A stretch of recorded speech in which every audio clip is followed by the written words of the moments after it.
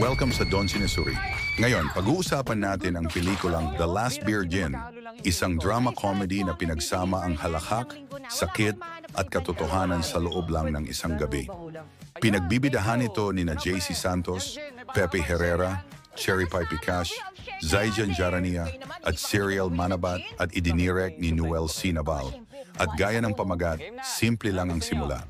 Isang inuman sa convenience store. Pero habang dumadami ang shot, mas lumalalim din ang mga kwento.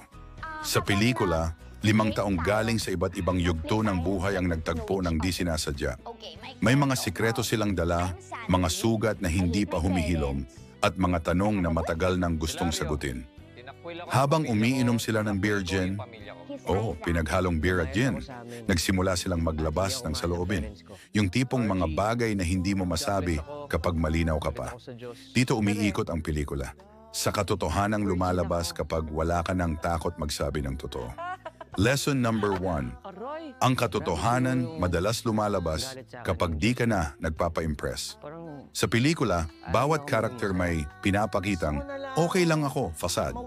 Pero habang tumatagal ang gabi, unti-unting lumalabas ang totoo. Yung mga takot, pagsisisi, at pangarap na hindi natupad. Sa totoong buhay, ganun din tayo minsan. Ayaw nating aminin kapag pagod na tayo o kapag may mali. Pero minsan, ang unang hakbang sa pagbabago ay yung pag-amin na hindi tayo okay. Lesson number 2, makinig bago ka manghusga. May mga eksena dito na puro away at sigawan. Pero sa gitna ng lahat, may tahimik na sandali ng pakikinig. Hindi lahat ng sumisigaw ay galit. Minsan, gusto lang marinig. Madalas sa inuman na uuwi sa debate o kwentuhan na walang nakikinig.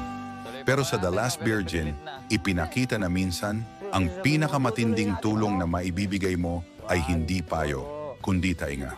Lesson number 3. Ang pagbabago hindi nagsisimula sa ibang tao. Pagkatapos ng lahat ng drama, may pagkakaintindihan na nabuo. Hindi dahil may nagsabing, magbago ka, kundi dahil may mga taong natutong kilalanin ang sarili nila. Sa buhay, walang overnight transformation. Pero kapag natutunan mong tanggapin ang totoo, pakinggan ang iba, at kilalanin kung saan ka nagkamali, doon nagsisimula ang tunay na pagbabago. So ayan mga kasinesuri, 3 aral mula sa The Last Virgin. Una, ang katotohanan, lumalabas kapag hindi ka na nagtatago. Pangalawa, makinig bago ka manghusga. At pangatlo, ang pagbabago, nagsisimula sa sarili. Isang simpleng inuman lang ang pinagmulan, pero puno ng realidad na totoo sa ating lahat. Ikaw, anong realization mo pagkatapos mong mapanood ang pelikulang to? Share mo sa comments. At kung gusto mo ng ganitong content, mga movie lessons mula sa mga pelikulang Pinoy, subscribe ka na sa Don Sinesuri. Hanggang sa susunod mga kasinesuri. Take care! Aroy!